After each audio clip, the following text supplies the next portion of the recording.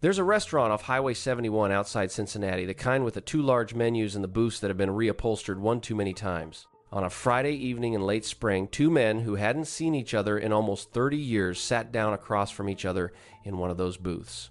They'd worked together back in the 90s at a regional utility company, same department, same floor, started within a year of each other.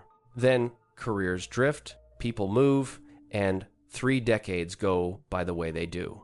The first man to arrive was Brad, and Brad made an entrance. He handed his keys to the valet, a leased German sedan, the kind that costs more per month than some people's mortgage. Silver watch that caught the light. He talked with his hands, laughed loud, ordered a bottle of something that wasn't on the cheap end of the list. If you were sitting at the next table, you'd have looked over and thought, now there's a man who did well for himself. The second man was Vincent, and honestly, you probably wouldn't have looked twice. Plain windbreaker, a watch he'd owned for 15 years. He drove up in a Honda with 140,000 miles on it and parked it himself. Quiet. The kind of guy who blends into any room he walks into. Now, here's what I want you to sit with for the next 20 minutes. Because everything about that dinner told a story, and the story was a lie. One of those two men was worth over $1 million. The other had almost nothing set aside, despite earning nearly the exact same paycheck for 30 years. And here's the part that gets me. The one who came up short let close to $1 million slip through his fingers slowly, quietly, over 3 decades, and to this day, he has no idea it happened. I'm going to tell you which man was which, and more importantly, I'm going to show you the one thing happening inside their heads that made all the difference. Because it wasn't luck. It wasn't salary. It was something much smaller and much stranger than that. Let's clear something up right away. Because I know what the skeptical part of your brain is doing. It's looking for the trick. It's assuming Brad must have had bad luck, a divorce, a medical bankruptcy, a business that went under, or that Vincent must have inherited money, or married rich, or gotten lucky on some stock. None of that happened. Same company, same department. Both of them topped out around $85,000, maybe $90,000 a year at their peak, solid, middle-class money, nothing extraordinary. Same era, same opportunities, same economy. Neither one inherited a dime. Neither one hit a jackpot. Both were married, both raised kids, both paid for the ordinary emergencies that life sends everybody. Take two men, hand them the same income for 30 years, put them through the same decades, and you'd expect them to land in roughly the same place. That's the intuitive assumption. It's also completely wrong. Because here's the reveal. The quiet one, Vincent, the guy in the 15-year-old watch, the guy you wouldn't look at twice. Vincent had quietly built a net worth of about $1.1 million. And Brad? The man with the leased sedan and the bottle of wine and the big laugh? Brad had less than $200,000 to his name at 63 on the same income, over the same 30 years. I want you to feel how strange that is. Same money in, a gap of nearly $1 million out, and if you'd walked past both of them on the street, you would have bet everything you own on the wrong man. And that's not a knock on you. Every instinct we have for reading wealth is trained on the visible stuff. The car, the watch, the confidence, walking through the door. And those instincts are pointed at exactly the things that have the least to do with what a person is actually worth. That's the first clue to how this whole thing works. The people getting rich quietly are, almost by definition, the ones you've been trained to look right past. So how does that happen? How does identical input produce two lives that end up almost $1 million apart? It doesn't start with a budget spreadsheet. It doesn't start with an investment strategy. It starts with something that happens in a single instant. The instant money lands in your hands. And what each of these men did in that instant is the whole story. So here's what I'm going to do for you in this video. I'm going to show you two mental moves. Just two. Two small things that happen inside the mind of someone who builds wealth without anyone noticing, and the exact opposite reflexes that keep someone like Brad running in place his entire life. These aren't tips. I'm not going to tell you to cut your coffee or clip coupons. This is deeper than that, and frankly more comfortable, because it's not about deprivation at all. It's about what your brain automatically does with money before you've even had a conscious thought about it. And I'll be honest with you about something before we start. Somewhere in the next 15 minutes, you're going to recognize yourself. Maybe you'll see Vincent, maybe you'll see Brad, maybe, and this is most people, you'll see a little of both, pulling in opposite directions. That flicker of recognition, that small uncomfortable moment, that's the most valuable thing this video can give you. Don't look away from it when it comes. Here's the first thing you need to understand. Vincent and Brad were both keeping score. Everybody keeps score with money, whether they admit it or not. But they were keeping two completely different scoreboards, and one of those scoreboards is invisible, and the other one is the most expensive thing a person can buy. We'll get to what that means. But it starts with the smaller move first, the one that happens in an ordinary moment almost everybody lives through. A moment that, for most people, doesn't even register as a decision. It's a fork in the road disguised as a normal day at work. Picture a dollar landing in your hands, a raise, a bonus, a good year, money you didn't have last month and now you do. There are two things a brain can do in that moment, and they happen almost instantly, faster than thought, really more like a reflex than a decision. The first, brain absorbs it, the money comes in, and it quietly disappears into the foundation. The person's life on the outside looks exactly the same as it did the month before. Same house, same car, same habits, nothing visible changes. The gain just sinks in and vanishes from view. I call this the absorb reflex, and it's the single most powerful wealth-building trait I know of, precisely because it's so boring that nobody can see it working. The second brain converts it. The money comes in, and it gets turned almost immediately into something visible. A better car, a nicer watch, a kitchen that didn't need redoing. The raise becomes a thing other people can see. And here's the trap inside the trap. That thing usually comes with a new monthly payment attached to it. The gain doesn't just get spent once. It becomes an obligation that has to be fed every single month for years. Now, there's a piece of psychology underneath all of this that you need to know about, because it's the engine that drives the whole thing. Researchers call it hedonic adaptation. The plain English version is this: whatever you buy, you get used to, fast. That thrill of the new car, gone in about 90 days.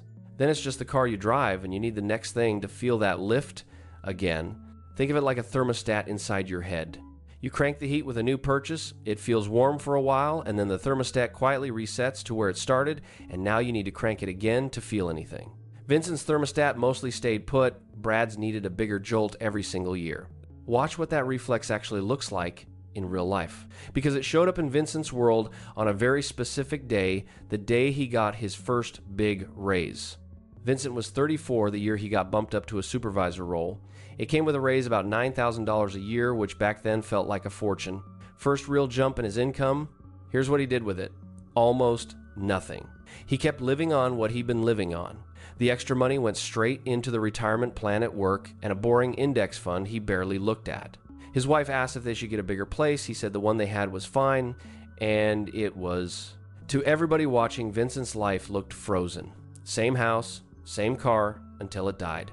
Same vacations a week at a lake they could drive to. For 30 years, from the outside, it looked like Vincent's income never changed at all. His raises were invisible because he made them invisible. He raised his floor, the amount of security underneath him, instead of raising his standard, the amount of lifestyle on top of him. Now, Brad. Brad got his supervisor bump the same year. Remember? Same company, same ladder. And Brad did what felt completely reasonable. He'd earned it, right?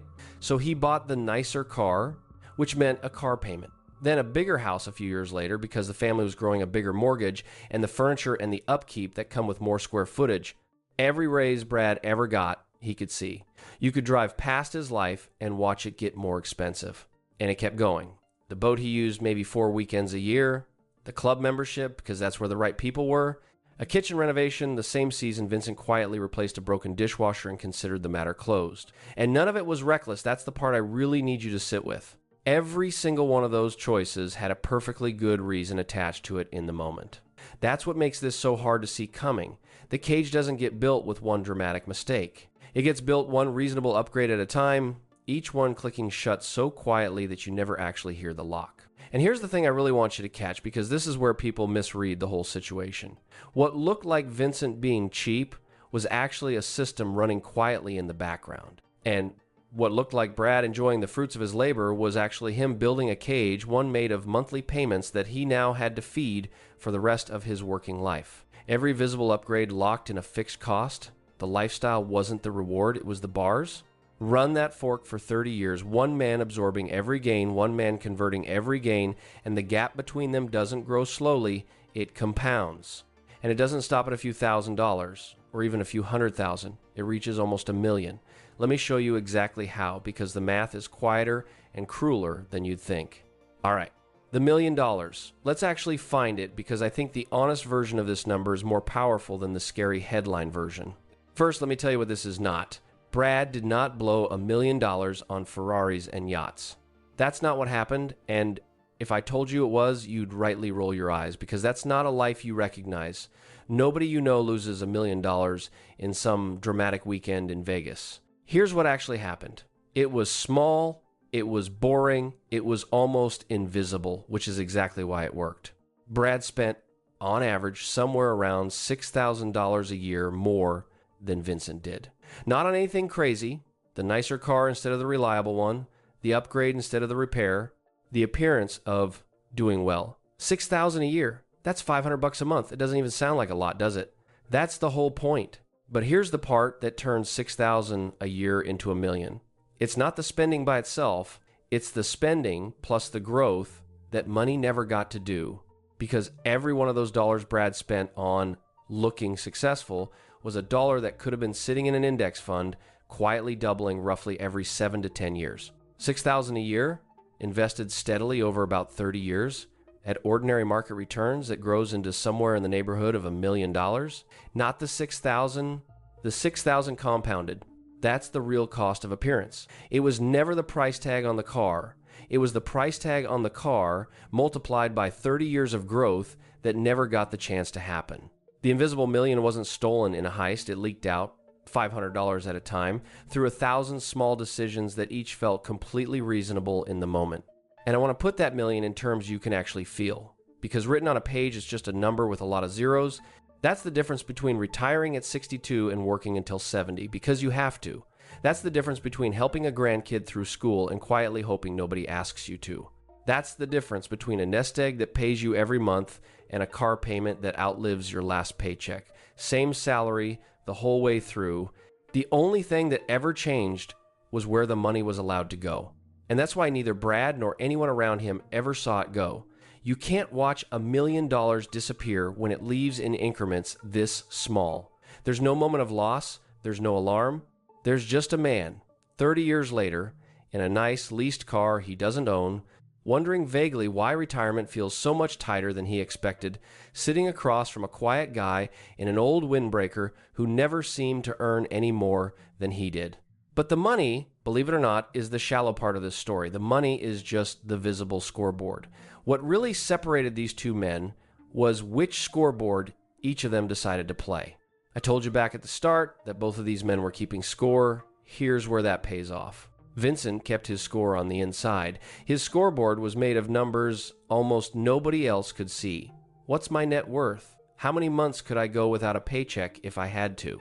How much freedom have I bought myself? Can I say no to a job, to a demand, to a bad situation because I've got enough behind me? That's an internal scoreboard. It's private. The only person who can read it is you. Brad kept his score on the outside. His scoreboard was made of things other people could see and add up. The car in the driveway, the watch, the vacation photos, the house in the right neighborhood.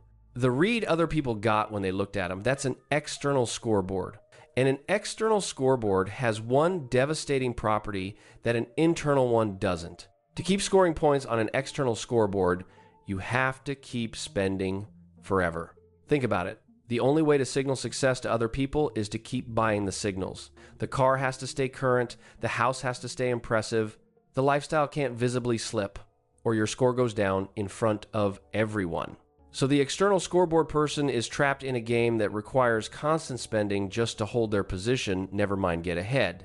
The scoreboard itself is the thing draining the account. The internal scoreboard person has the exact opposite deal. Every dollar they don't spend makes their score go up. Restraint isn't a sacrifice for them, it's literally how they win. Vincent felt good watching that number climb precisely because nobody else could see it.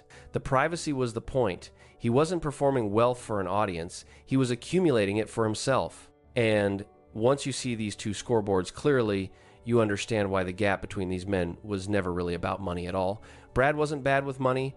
Brad was excellent at winning a game, it was just the wrong game. A game you can't ever actually win, because the finish line moves every time somebody else buys something nicer. Which brings us to the question I imagine you're sitting there wanting to ask. The fair question. The one that goes, Okay, but wasn't Brad happier? Didn't he at least enjoy the ride? It's a fair question, and I don't want to dodge it because if I did, this whole thing would just sound like a lecture about being cheap, and that's not what this is. So let me say the fair part out loud. Vincent was not a monk. He wasn't hoarding money in a mattress and eating rice for 30 years. He took the vacations, he enjoyed his life. The difference wasn't that Vincent denied himself and Brad didn't. The difference was much more specific than that. Brad, for the most part, wasn't buying experiences, he was buying being seen. And those are two completely different purchases, even when they look identical on a receipt. When you buy an experience, a trip, a meal, time with people you love, the value lands on you directly, and you get to keep it. But when you're buying the appearance of success, the value doesn't land on you at all, it lands on the people watching. And you have no control over whether they're even impressed, or whether they noticed, or whether they're just quietly doing the same thing to you. And remember that thermostat from earlier hedonic adaptation? It's brutal here, because being seen never satisfies for long. The admiration fades even faster than the new car smell. So you need the next signal, and the next, just to feel the same hit. It's a treadmill that speeds up the longer you run on it. Here's the part that actually makes me a little sad for Brad. Money is supposed to buy peace, security, the ability to sleep at night. But an external scoreboard buys the opposite. It buys a low-grade anxiety that never fully goes away, the constant background hum of maintaining an image, of not slipping, of keeping up. Brad spent 30 years and almost $1 million, and what he bought with it wasn't joy, it was a job he could never clock out of. And that's where this story turns. Because the quiet path, Vincent's path, was never really about giving things up at all. It was about being free from something most people don't even realize they're carrying. Here's the thing that took me a long time to understand about people like Vincent. We look at them from the outside and we assume they have incredible discipline. We think they must be white-knuckling it, wanting the nice car, wanting to show off, and heroically resisting the urge every single day. We assume the quiet millionaire is just a person with superhuman self-control. But that's not it. That's not it at all. Vincent wasn't resisting the urge to show off. He simply didn't have the urge in the first place. When his coworkers pulled up in new cars, he didn't feel a pang of wanting and then bravely fight it down. He just didn't care. The whole game of being seen, of performing success for an audience, was a game he wasn't playing, so the temptation had nothing to hook onto. You can't be tempted by a prize you don't want. That's the real secret, and it's almost anticlimactic. The wealth was silent because the man was free, free from the audience, free from the scoreboard in other people's eyes. And because he wasn't spending his energy or his money performing for anyone, the accumulation just happened on its own, quietly in the background for 30 years. It wasn't a heroic effort. It was a byproduct of not caring about the right thing. And I think that's genuinely good news, if you let it be. Because it means the goal here isn't to develop iron willpower. Willpower runs out, everybody knows that. The goal is something gentler and more durable. It's to slowly stop needing the approval that the spending was buying you in the first place. To move your scoreboard on the inside, where you're the only one keeping score, and where every quiet dollar is a point in a game you can actually win. So if some part of you watching this felt a little relief, like maybe you're allowed to stop performing, allowed to let your life look ordinary on the outside, hold on to that, because here's how you turn it into something real. So let me leave you with 3 honest questions. Not a checklist, just 3 things to sit with, because the recognition is where the change actually starts. First one, think about the next time money comes in, a raise, a bonus, a windfall, anything. Before it even arrives, do you already know what you'd upgrade? If the answer comes to you instantly, that's the convert reflex talking. The quiet money move is to let a gain come in and let your life look exactly the same on the outside. Raise the floor, not the standard. Second, look at your own scoreboard, honestly. When you feel good about money, is it because a number only you can see went up, or is it because of something someone else got to notice? There's no shame in the answer. But you can't move a scoreboard you won't look at. Third, and this is the hard one, the next time you're about to spend on something meant to be seen, ask whose approval you're actually buying. Name the person. Sometimes there's a real answer, and sometimes you realize it's an audience that isn't even paying attention. Brad spent almost $1 million performing for people who, it turns out, were mostly performing for him. Which brings us back to that restaurant off the highway. At the end of the dinner, the check came, and Brad reached for it, big gesture, grabbed it fast, insisted. Of course he did. Vincent let him have it and said thank you and meant it. Brad paid for the dinner with a card attached to an account with almost nothing behind it. And the quiet man in the 15-year-old watch, the one who could have bought that restaurant, let his old friend pick up the check because he had absolutely nothing left to prove. That's what getting rich without anyone noticing actually looks like. It's not a secret strategy. It's the freedom to stop keeping score where everyone can see. If this made you look at your own life a little differently, subscribe. That's the whole ask. I'll see you in the next one.